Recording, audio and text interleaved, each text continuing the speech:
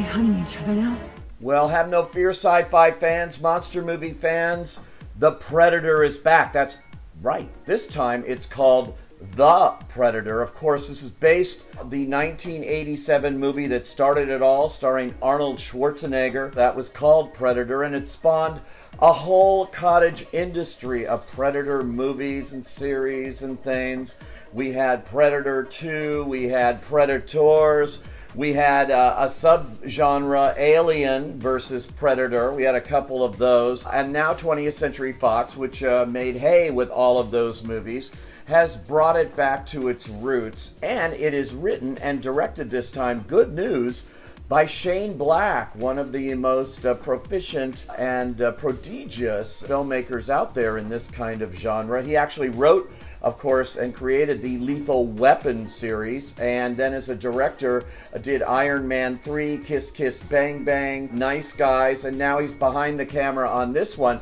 The connection for him is in that original Predator, he was actually an actor. He was hired as an actor, and he played the character Hawkins, but blink and you missed him. He was the first one basically turned inside out by the vicious Predator and killed off right away. Well, now he gets his revenge because now he's in control of doing whatever he wants to the Predator. And of course the Predator is that planet-hopping hunter who is not to be played with here. He's dangerous, he's ugly as hell, and he's even uglier now. The late great Stan Winston created the Predator look, and it's been carried out here with all kinds of new technology that's been available since the first Predator came along in the 80s. Nevertheless, this one has the alien spaceship crash landing, and there's this guy, a mercenary, former military operative. He is played by Boyd Holbrook. His character name is Quinn McKenna, and he is about to go off to prison, but when he goes and sees this crash, he gets some very valuable information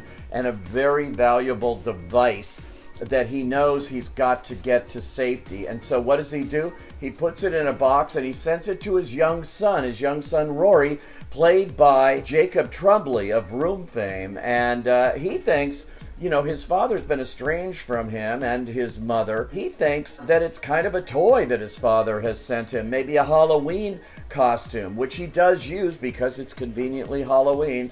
So there he is running in the streets with this incredibly dangerous Predator outfit on that can turn into complete havoc at any moment. But it starts out, unlike the original Predator, which waited to really show us this monster, just teased at it throughout the film. Not so this time. Right off from the beginning, the first scenes, we get into big battles with the Predator. In addition to this, there is a group called the Loonies. The Loonies are working with Quinn to hunt down the Predator, to hunt down the hunter.